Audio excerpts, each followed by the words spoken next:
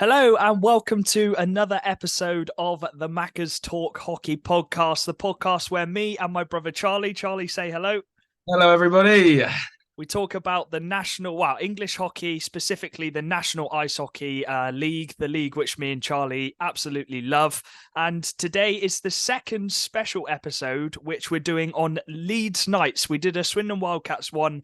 Go check that out if you haven't already. But today's one's going to be the Leeds Knights podcast.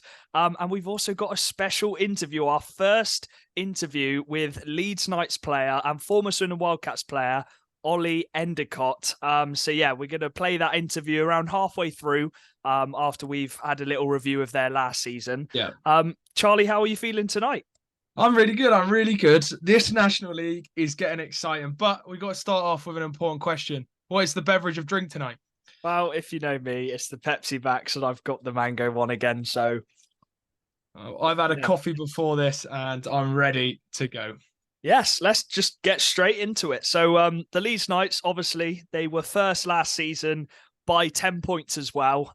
So they won the league and they won the playoffs. Charlie, only five losses. How good were they last season? They were a joke. Like, that's the truth. Like, if you played Leeds Knights, it was you'll score 4, we'll score 10. It was that sort of mentality. They battered teams, and I think, in my opinion, they set a new high standard since we've come down to the National League. And they basically pushed every other team to improve this summer.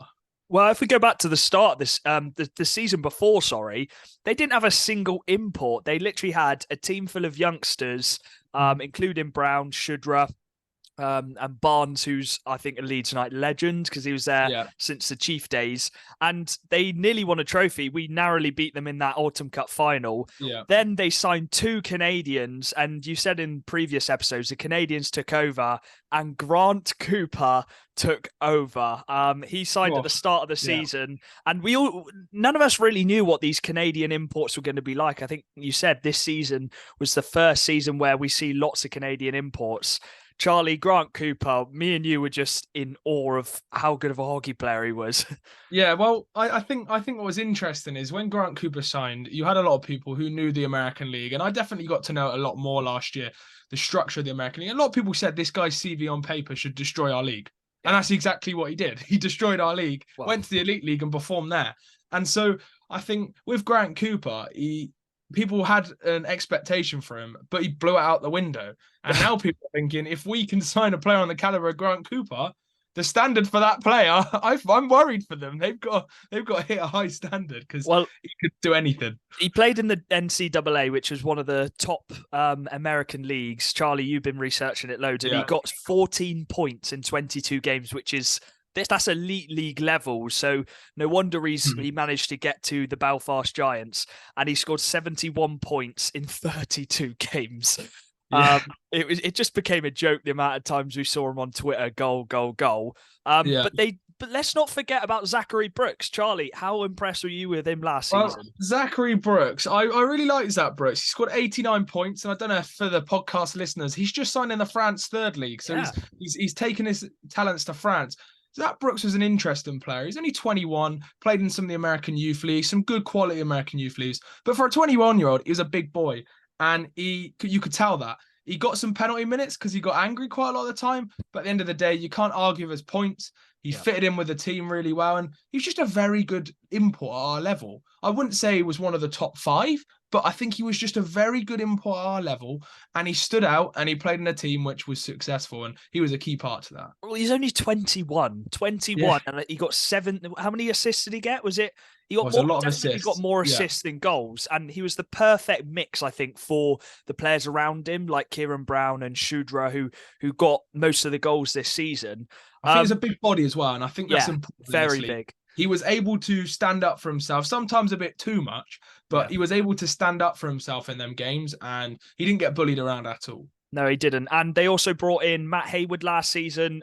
Charlie, you loved Matt Hayward. He was Matt Hayward. What can I say? 113 points for a guy who didn't score much in the Elite League. He really did stand out, and he's very good in front of the net. And in the interview, we talk about him as well. But it's very much the sense Matt Hayward was a guy who came into the team as an older fella into a team which is full of youngsters. And I really found that he took a leadership role on that team. And I can imagine his influence in the dressing room was vital. Taking away the fact he scored 113 points, he was so important to be that leader of that team and that experienced player.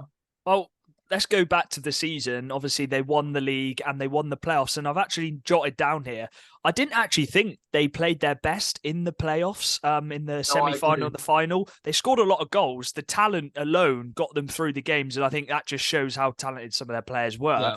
Matt Howlett included, who came in. And Witkowski as well. We forgot about him. He came in for Grant Cooper. A lot of pressure on him, actually, to replicate what Grant Cooper did. And again, he got a lot of assists to those players around him like Hayward and Brown, who got a lot of the goals. But yeah, they didn't even play to the best standard in the playoffs and they still won it all. That just shows how good they were, Charlie, doesn't it? Yeah, the playoffs was an interesting one. Yeah, I don't actually think they hit very good highs for their level. And that's not any dig on Leeds. They got the trophy and that's all that matters. It's not about how you win it. You just win it. And they did. And like you said, it just felt like their top players, they're just unstoppable at this level at times. And they scored the goals, they got the points, they took the trophy home. And at the end of the day, I think they may even be disappointed they didn't win the treble. Do you know what I mean? Yeah, they came up against a good Peterborough team. Kieran Brown, we talk about him in the interview. Ollie had so much praise for him.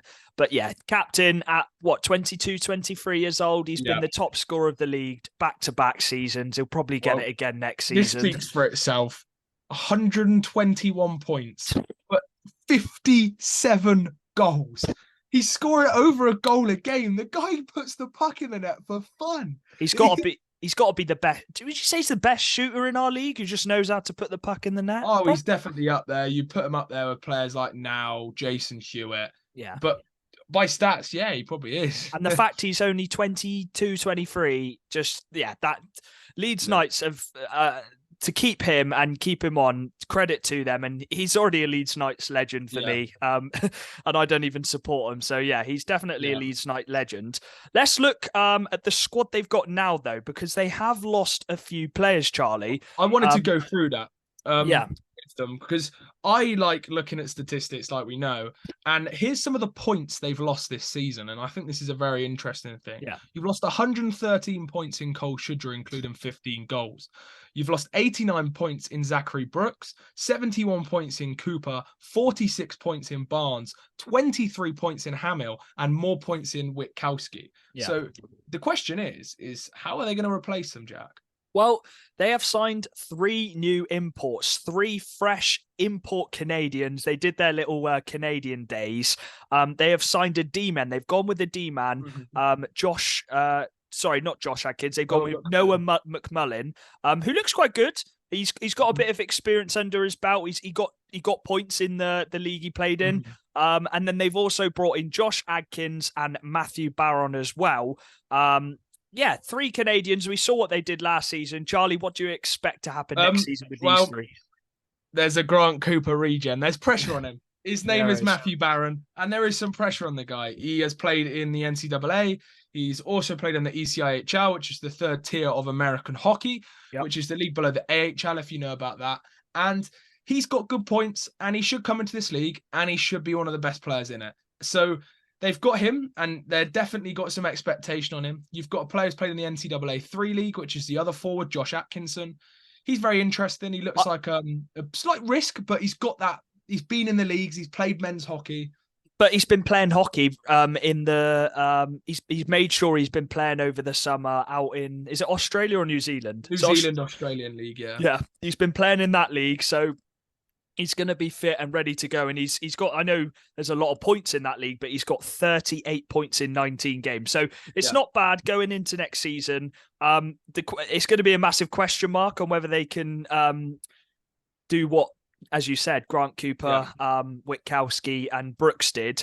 But they've also lost Barnes, who for me and you was one of the most and my dad as well, one of the most underrated players in the league for many seasons, wasn't he? Well, yeah, for Barnes and Hamill, you're looking at a good 70 points. And at the end of last season, both of them were 3rd line players. and they've brought in Brandon on a Finley year's Braden. deal. Finley Braden, sorry. And they brought in the young kid, Gregor Mills. So you're looking at third liners there, potentially second liners if they really start to blow up to come in. But yeah, it's going to be tough to replace them points. It really is. Yeah, their squad doesn't look like it's completely complete. They've got 17 players.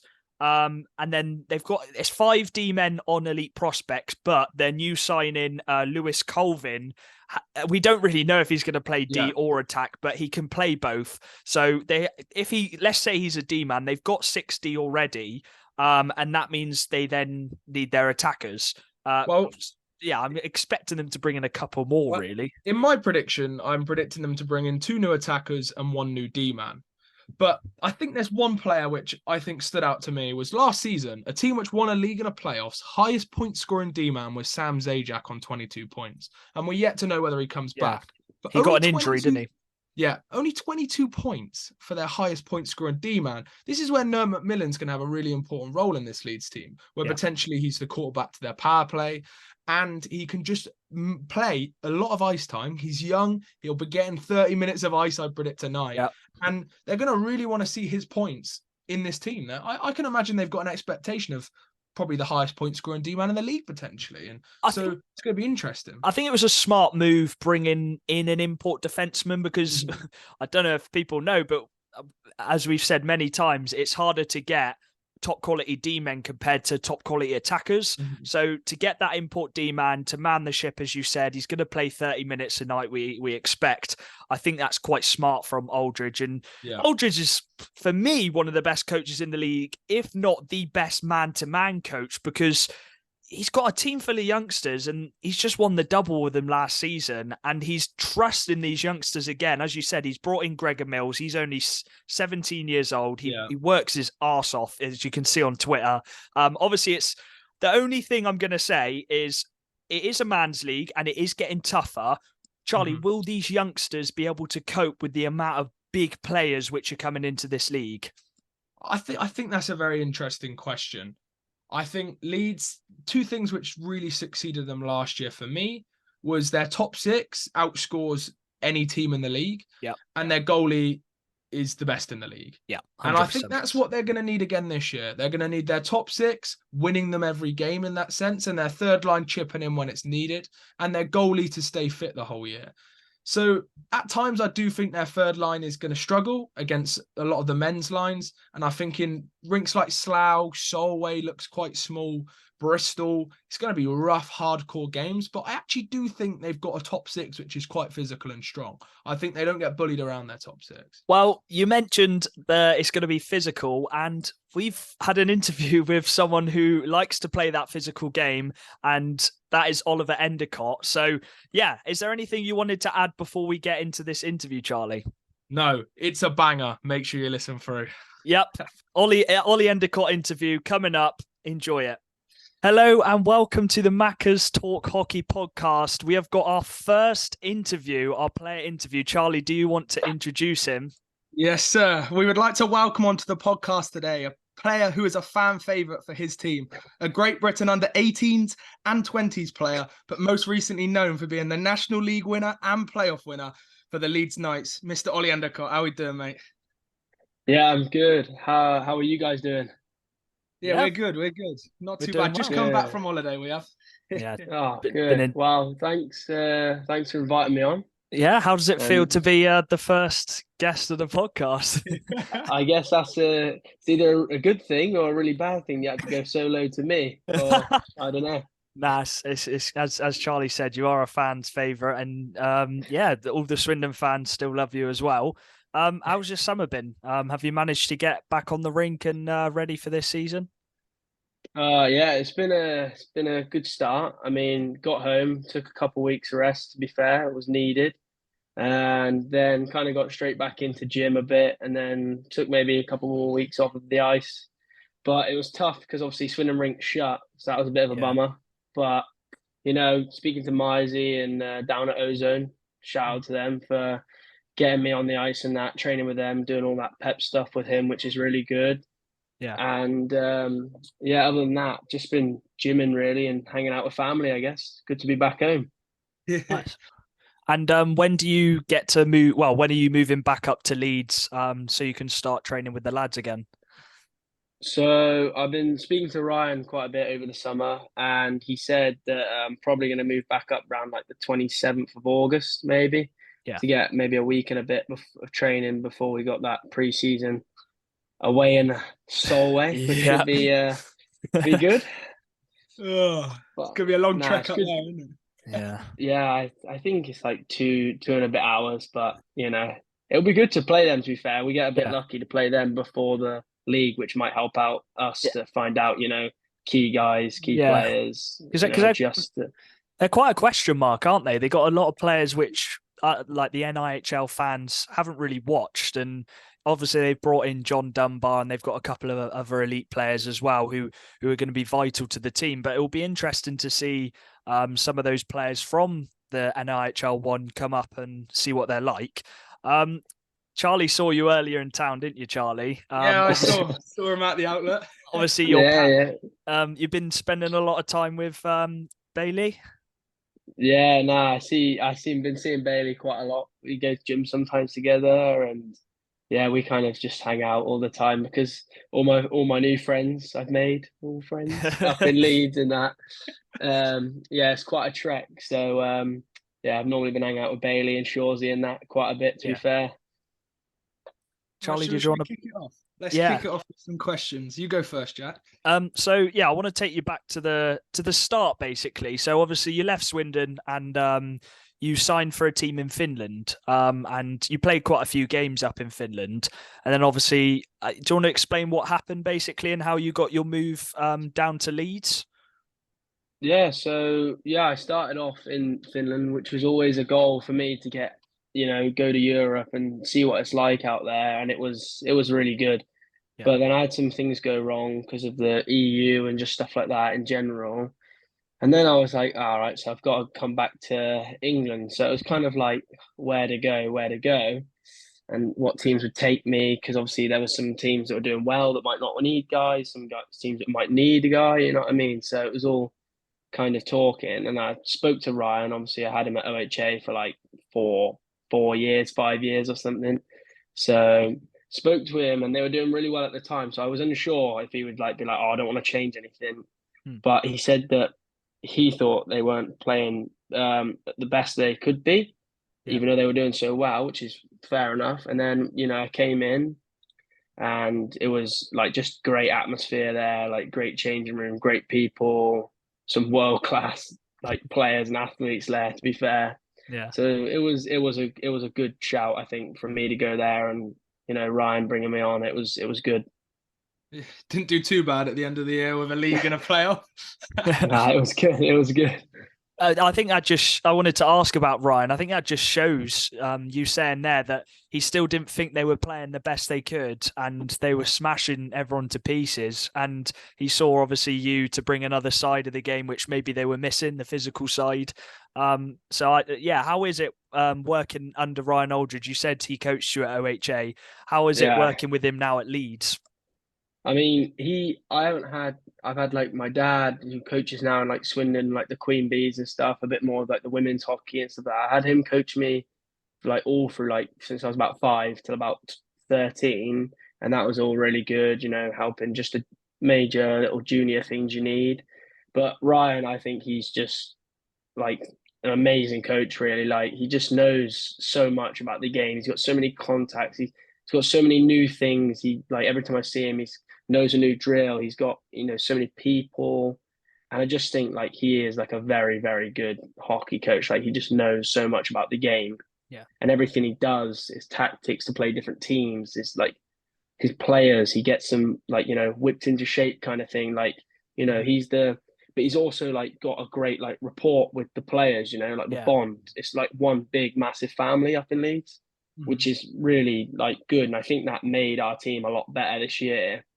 When I came in, I was like welcome straight away. Like I think my first day, like I literally drove to Leeds. I had all my stuff. I dropped it off at the Andy Brown and Louise Brown, Kieran Brown's parents. Yeah. That's where I was staying with them.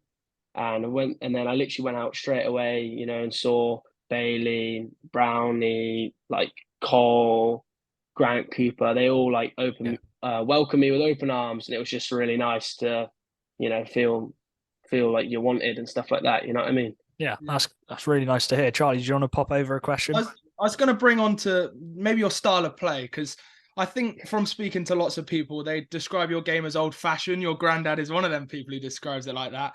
You're hardworking, you hit a lot, you're physical, and you normally have a black eye. But where did you kind of learn that sort of play style from? Where did you gain that sort of style?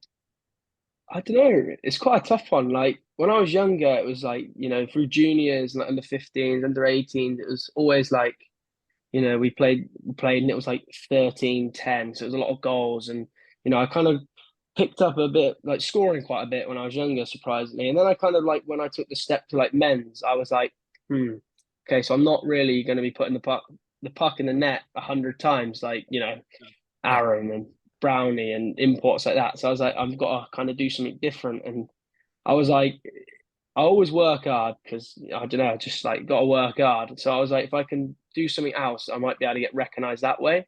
Mm-hmm. And then, like, obviously, I went to Bristol and I just started playing a bit more of like a tougher game, I guess, like quite gritty, physical. And I quite like that way of play. Like, it's fun. I enjoy it.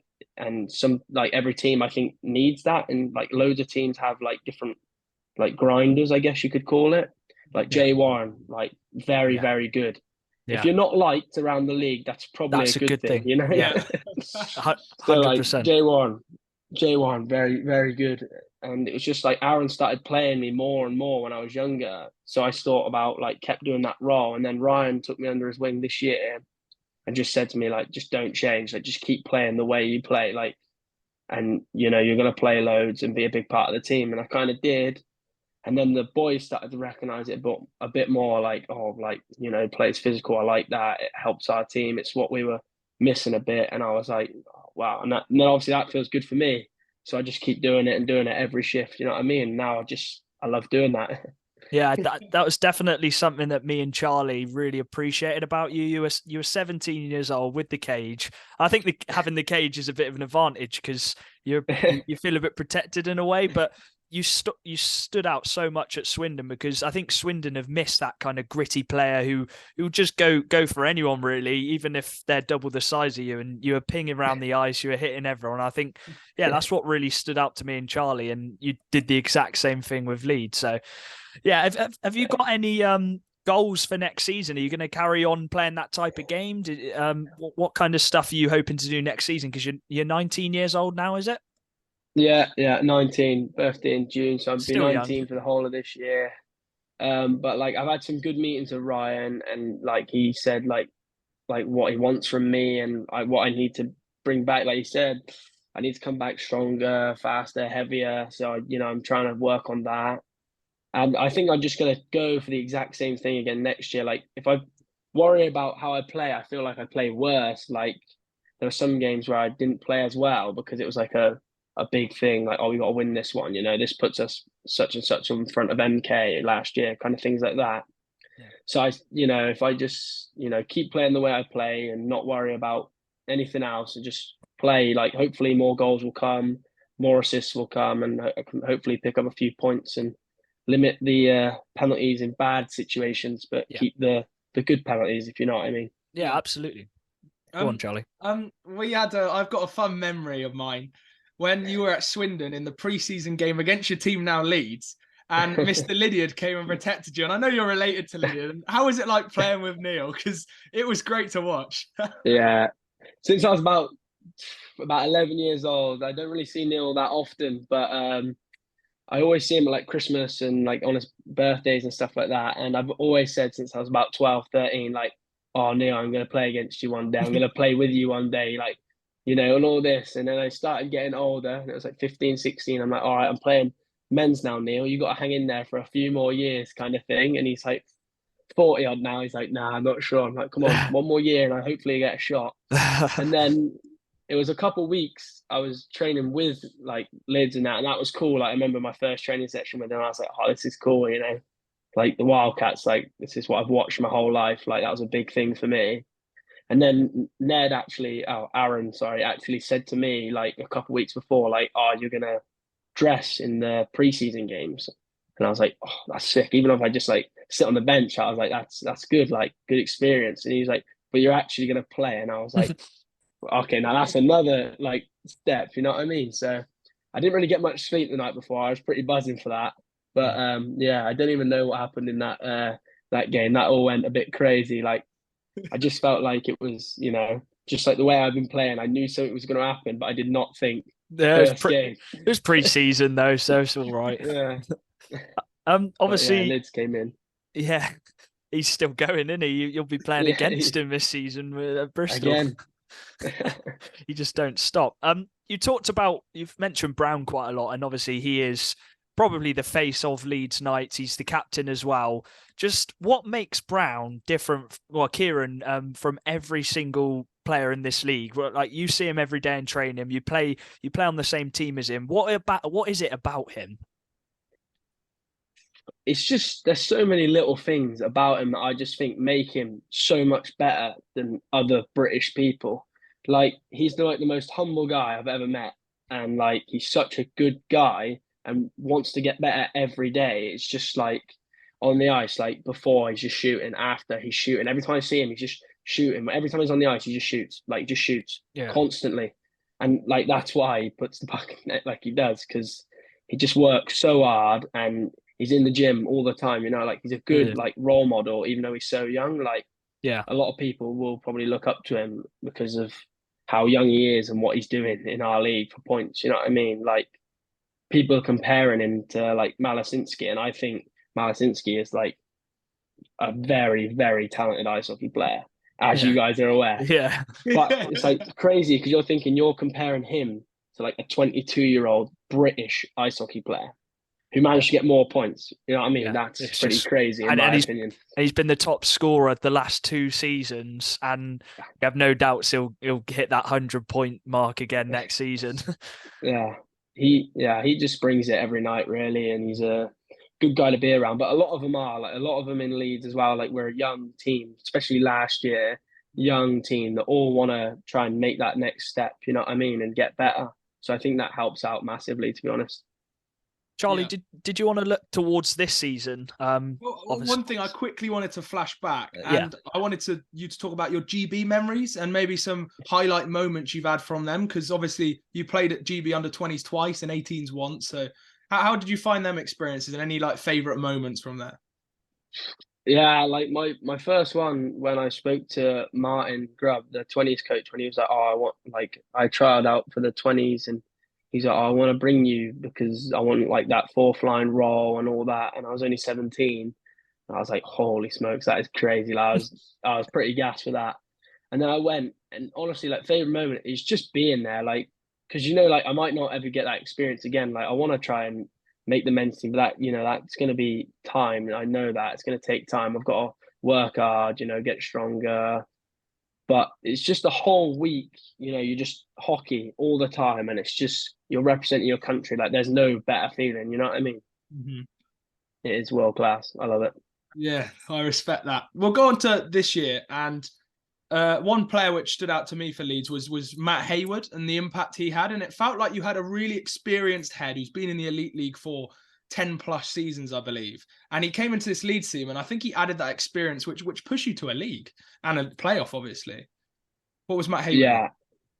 Matt Hayward is like a great guy. He is like, he's not gonna like the word, but he's like the dad. Him and Sami Zajac are like the two like dads down from Ryan almost.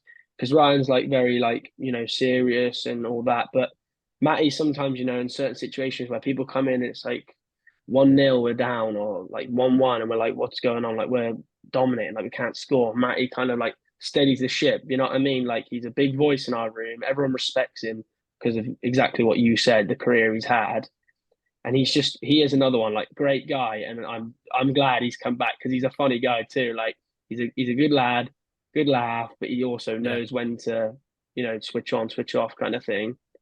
And he's always supportive of younger players, helping you in training and stuff like that. So he is a very good guy as well. I was going to say that because he's the oldest, as you said, he's the dad of the team. And looking at the roster so far, because I think you've got a few more players to add, it's a very, very young team. You've got the likes of yourself. You've brought in Gregor.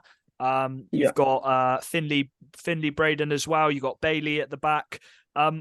Do you think this will play to your advantage next season, that you've got so much young players who have this hunger to win and to hold on to the title? Do you think that's going to play into your hands next season?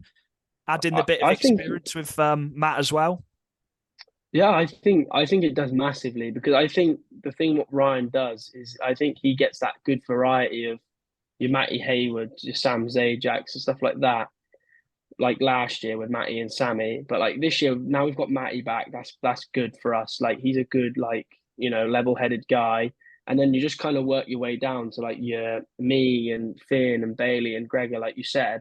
And I think it is good because it's like Finn had like a nut season last year with both Billingham and Leeds. Like he's a very, very, very talented individual, little hockey player, and he's a great kid too. Like he comes in and plays with us and he gets like 6 points in, like, I don't know, I think he played like maybe 10 games or something. But he's never complained. Like sometimes he comes and he doesn't get on. He's always a good guy.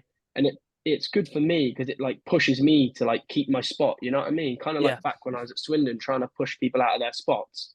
He keeps me on my toes, and not that I don't want to work hard anyway. It just makes you like you work that extra bit harder because you've got that guy maybe trailing up on you. And it's good. Like Greg has come in. I don't know too much about him. But he looks like he's working hard. Pretty hard. Yeah, he's working hard. And if he's going to come in again and just work hard on practice, and you know what I mean, it's what we need. You know what I mean, like young guys to come in and work hard and try and push people out of spots. It's going to be competitive next season to get those positions, and I'm sure, as you've mentioned with Aldridge, he's going to give everyone a fair opportunity as long as they work hard. I wanted to touch on a player, Charlie. Charlie loves him. Best English man in the league.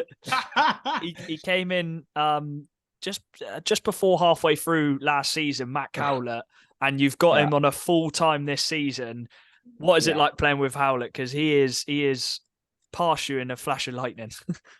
Yeah, he's fast. He's very fast. He's another one that I like know of him because of OHA and stuff like that. But another one that's a nice guy, switched on, and just his stick's built like my freaking wedge golf club. It's tiny, but he's got fast hands and he's quick. Yeah. And he is just another big impact that our team like has now. You know what I mean? Now he's signing for next year. Like he's gonna be like, he got like 70 something points in like 30 something games. Like he's gonna be up there, top 5 points per next game year. in the league. Like he is good, man. He's good.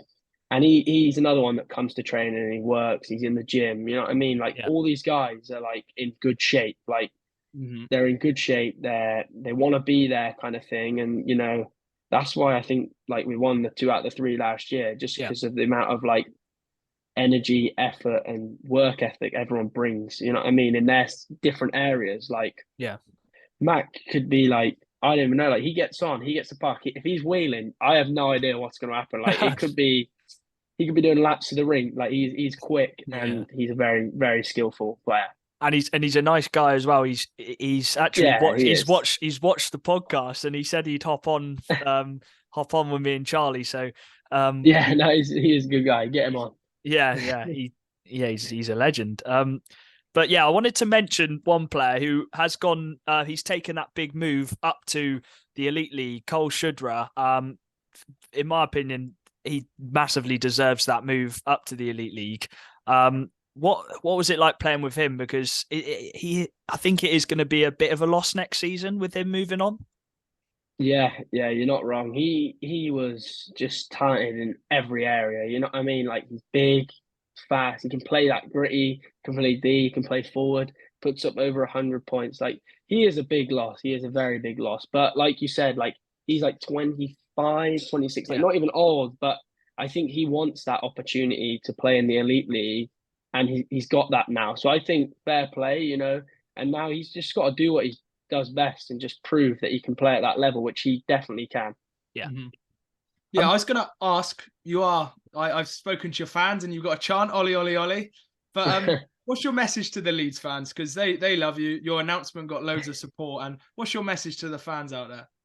I don't even know what to say. They're just all like great people. They come and support every week in, week out, especially the guys that come all the way to like Bristol and Swindon. They're traveling. Yeah. They are very, very good fans, and I do love them all. Great people.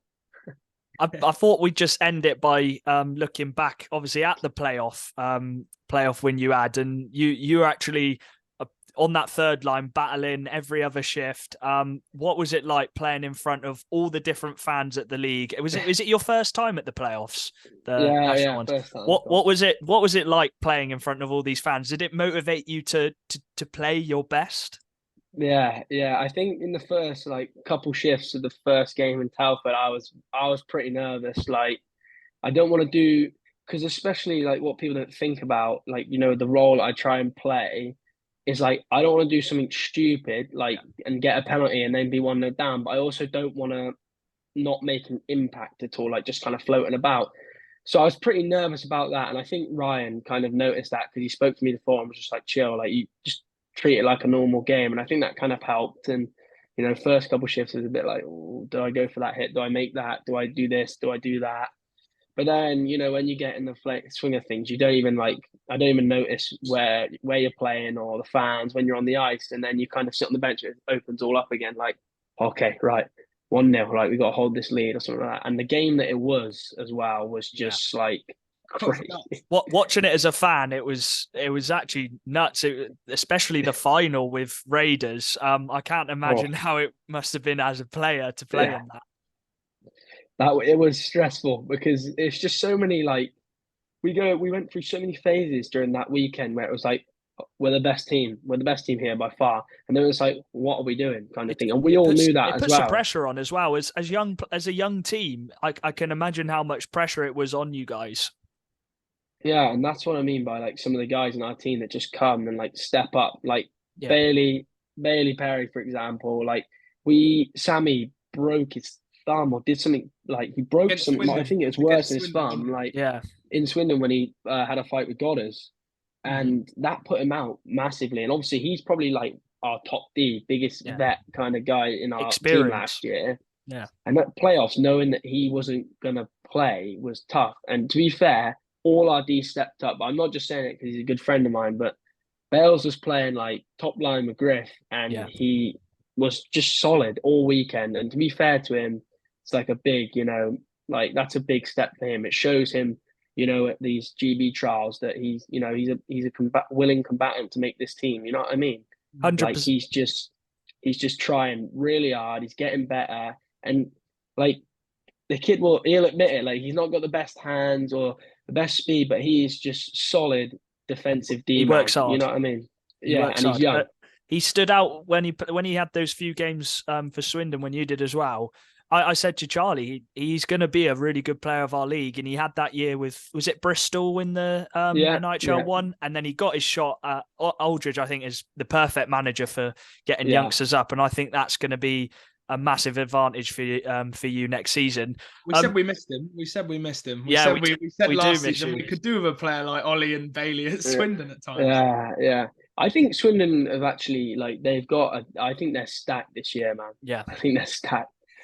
Like, offensively, it's a very, very strong offensive team. And even with like Bedros back there, like people, like, you don't notice, but like he's a big guy, and if he gets wheeling as well, like he's also a forward, so it's like playing 4 forwards against you. You know what I mean? Like, he's a very good player as well. Like, I think Swindon are going to be a very good team next year. It's going to be some big battles next season. It's going to be more competitive. And I wanted to end by saying, you touched on it earlier, your expectations for this season. What is it, expectations around the camp at Leeds and yourself? Are you setting any targets for yourself? For myself, I think my goals and targets this year are just going to be, just play how I can play, keep focused on, getting better, and just wait for just anything to happen, like opportunity or anything. Just keep playing. Like, Leeds is a great place to play. I absolutely love it there. Like, love the place, love the people. It's good. And, with a group of guys as well, that helps massively. And you know what? Like, I'm all for going for it again next year. Like, I believe that we can do that. Yeah. But I just think I think other teams have just got massively better. But that's not a bad thing. It makes the league like a lot better. You know what I mean? Yeah, Ollie, you want to be doing that knee slide trophy celebration again, don't you? I do want to be doing that knee slide. Brownie still owes me £20 for doing that. He said he wouldn't. Do He said he? he'd give me 20 quid. There we go. Kieran Brown, you need a pay up. Yeah, pay up, he Kieran does. Brown. He does. He does. Ollie, thank you very much for being our first guest on the podcast. For everyone listening, I literally messaged him today and he said that he'd come on this afternoon. So honestly, we really appreciate that. And yeah, good luck for the rest of the season. We'll definitely be looking out for you. And hopefully some really big games against Swindon next season. So thank you very much, Ollie. Yeah, thank you for having me, guys. And we'll see you in Swindon. Hello, welcome back. What an interview. Thank you so much, Ollie Endicott, for joining us. We absolutely loved it. And we had some chats with him after as well. We stopped recording. Very interesting stuff what he said, Charlie. He thinks Aldridge is going to be able to handle these youngsters in this team and help try and retain the title. Yeah, and that's what you'd expect from Leeds. Yes, they've lost pieces, but they've got some of the best British players in this league. Howlett for a full season, Kieran Brown, imports which are going to most likely bang it up. Aldridge never misses out on an import, and potentially some new players coming in. So yeah. I expect a few new players. Let's go through the lines we would play then, or roughly the lines, because as you said, we do expect them to bring in a couple more players. So Charlie, do you want to go first this time? Because I went first last time with the Swindon Wildcats. So should we do you want to do your D-man pairings first? Let's assume that Colvin is a D-man. Okay, I've gone interesting on thing, and I'm actually going to put Colvin as a 7th D-man. Okay. I think they will bring in a D-man in this league, and Colvin may earn his place over Hier or something like that. But I'm going to start off with my top-line defence would be Noah McMillan and Lewis Baldwin. I like the both of them. It is a bit small for me, that pairing, but I personally think that's the way I'd match it up. The second-line pairing of Griffin and Perry, which is an interesting one. It's a big step up for Perry, but I think you need a defensive D-man next to Griffin, and I think Perry's that guy. And then a third-line D pairing of Hier, potentially Colvin, but I think they'd bring in a new guy there. I think they may have another one. Maybe that's Sami Zajac, and you swap Zajac for Baldwin, but I think there's going to be a new guy in that defensive core who they bring in. Yeah, I'm going to go on roughly the same lines. I'd put Noah, obviously, as the top line, and I would put him with Baldwin as well. I think they complement each other quite well, and Baldwin will do all that scrappy work, which Noah doesn't have to do. I put Griffin on second line. I'd possibly play Griffin with... I'm expecting them to bring someone in, or whether Zajac comes back.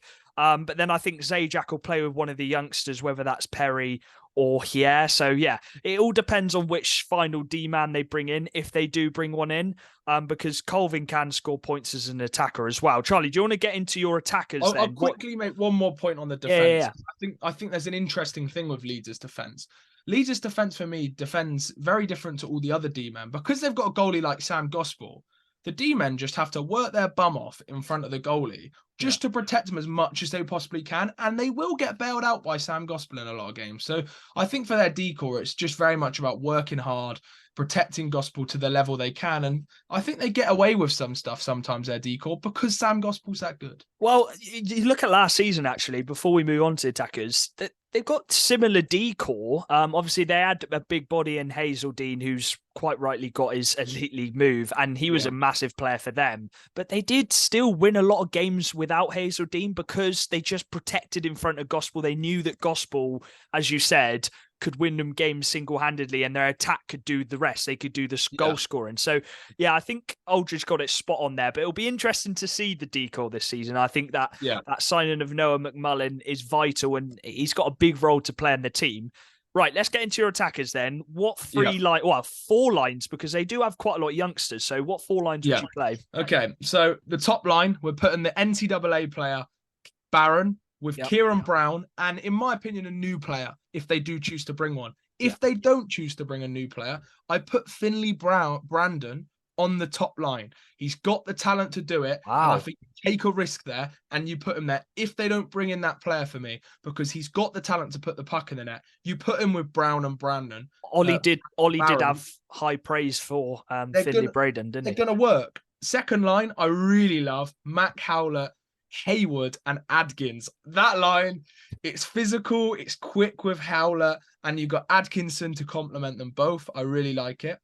Assuming they got a new player, you have Endicott here and Finley Brandon as a third line, which I really like. And then a fourth line of Greg Eyre, potentially that Colvin guy, and then another player to add into the mix potentially there. So I really like Leeds' forward core. If they don't bring in a new player, you're going to have to take a risk with maybe, well, not a risk, but you're going to give an opportunity to Finley Brandon. Yeah. But if you do bring in a new player, I think they've got a really, really solid forward core. Yeah, I'm on the same lines as you, really. It's so tough to do that. Me and Charlie try and pick teams which have completed their roster so we can actually properly deep into these lines, because I still feel that Leeds have got that little trick, that little signing which they could make. Obviously, we thought McEwen was going to go up to Leeds, but he's actually ended up going to MK. So, it'll be easy to do the MK lines. Let's just say that.